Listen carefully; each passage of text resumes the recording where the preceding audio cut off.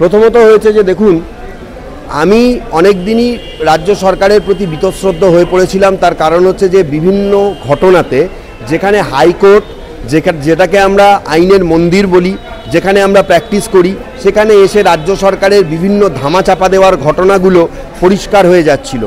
CBI তদন্তের আওতাধীন হয়ে যাচ্ছিল, রাজ্য সরকারের মুখ পুড়ছিল। আমার খুব খারাপ লাগছিল যে এমন একজনকে আমাকে ডিফেন্ড করতে হচ্ছে যে অন্যায়ের সঙ্গে আপোষ করে চলছে। এটা সেই মানে আমি কি বলবো, শেখ শাহজাহানের ঘটনার সময় থেকে আমি প্যানেলভুক্ত হয়েছিলাম মার্চ মাসে এই বছরের, কিন্তু আমার মনের মধ্যে তখন থেকে একটা ক্ষোভ তৈরি হয়েছিল। কিন্তু তবুও আমি ভেবেছিলাম যে রাজ্য সরকারের সঙ্গে যখন রয়েছি নিশ্চয়ই রাজ্য সরকার জাস্টিস দেবে। কিন্তু তারপরে এই ঘটনা আমাকে অত্যন্ত বিচলিত করে। আমি মন থেকে মেনে নিতেই পারছি না।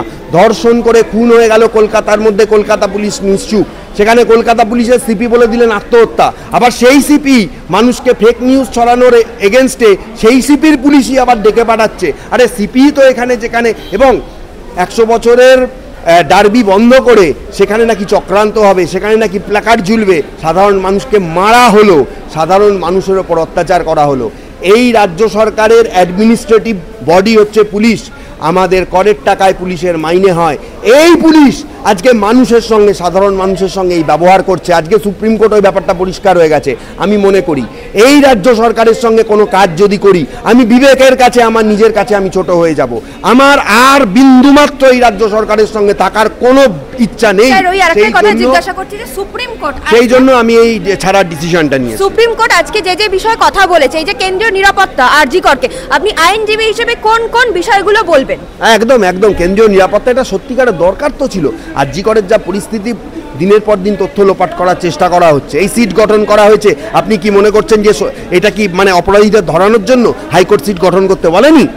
এটা অপরাধীদের অপরাধকে আড়াল করার জন্য রাজ্য সরকার করেছে। এবং ওই আরজি করে ওই পুলিশ যতদিন থাকবে তথ্য লোপাটের 100% সম্ভাবনা। পুলিশের সামনে দিয়ে গুন্ডারা এসে জরুরি বিভাগে ভাঙচুর করলো, ওপিডির 10 থেকে 12টা ঘরে ভাঙচুর করলো, মূল্যবান ওষুধ ফেলে নষ্ট করলো, ভেঙে দিল, ফ্যান লাইটগুলো ভেঙে দিল। পুলিশ 40 মিনিট তাণ্ডব হওয়ার পর পুলিশকে দেখা গেল।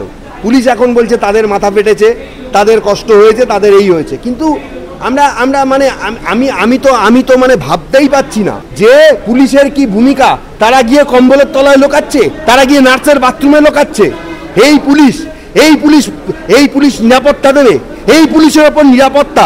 আবার এই পুলিশের সিপি যিনি নিজে ফেক নিউজ ছড়ায়, নিজে বলে আত্মহত্যা, নিজে বলে এই ঘটনা মিডিয়া করিয়েছে, মিডিয়ার গানে ধার চাপায়, আবার সেই জনগণের ওপরে নোটিশ ছড়ায়, জনগণকে ভয় দেখায়, লয়ারকে তুলে নিয়ে গিয়ে মুচলেখা লেখায়। What is this?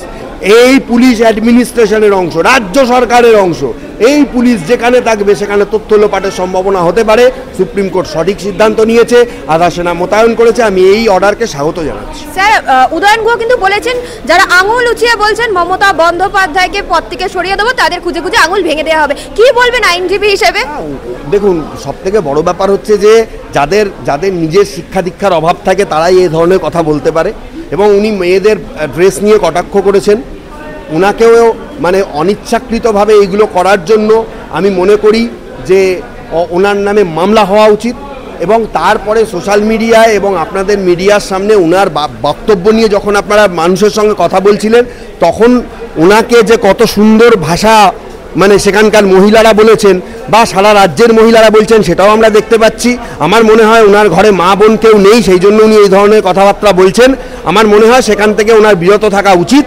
এবং সাধারণ মানুষ কিন্তু সত্যি কথা বলতে কি, ওনার কথা ওনার দলই সমর্থন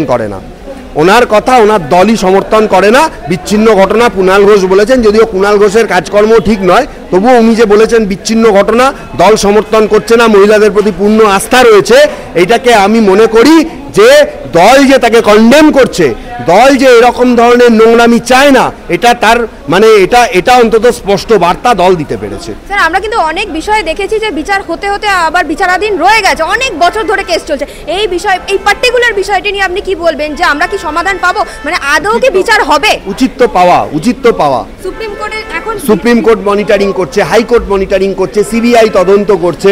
এরপরও যদি বিচার না পায় তাহলে দেশের মানুষ আর কিছুর ওপরেই আস্থা রাখতে পারবে না। তাহলে আর দেশের মানুষের বিচার প্রক্রিয়াও সম্পন্ন হবে না। এই ঘটনার যদি বিচার না হয়, দোষীরা যদি সাজা না পায়, কিন্তু সত্যি কথা মানুষ তো এটাও ভাবছে যে আজকে 4 দিন রাজ্য সরকার কিছু করলো না, 7 দিন হয়ে গেল, সিবিআইও সেই একজনই আটকে আছে, সুপারকে এখনো পর্যন্ত অ্যারেস্ট করা গেল না, সিপিকে হেফাজতে নেওয়া গেল না, সিবিআই বা কী করছে? ঠিক মতন তদন্ত হওয়াটা খুব খুব দরকার। আমি মনে করি সিবিআই সঠিক তদন্ত করবে এবং স্বতঃপ্রণোদিতভাবে সারা দেশে এর প্রতিবাদ চলছে, সারা দেশের বাইরের প্রতিবাদ চলছে, সারা রাজ্যে তো চলছেই। এবং আমি আপনাকে একটাই কথা বলতে চাই, নির্যাতিতা অবশ্যই বিচার পাবেন। বিচার প্রক্রিয়া একটু লম্বা হবে, এটা সঠিক, কিন্তু বিচার আমরা পাবো সেই আশাতেই আমাদের থাকতে হবে। এবং আমি মনে করি সেন্ট্রাল ইনভেস্টিগেশন ব্যুরো তারা অবশ্যই সঠিক অপরাধীদের ধরে নির্যাতিতার পরিবারকে সঠিক বিচার দেবে। স্যার, এই যে ডক্টর কুণাল সরকার, সুবর্ণ গোস্বামীদের ডেকে পাঠানো হলো এবং তারপর আমরা জানতে পারলাম কি তাদের সাহায্য প্রার্থনা করছে পুলিশ, তাই জন্য তাদের ডেকে পাঠাচ্ছে। সমন দিয়ে কাউকে ডেকে পাঠানো যায় সাহায্যের জন্য? মিথ্যে কথা।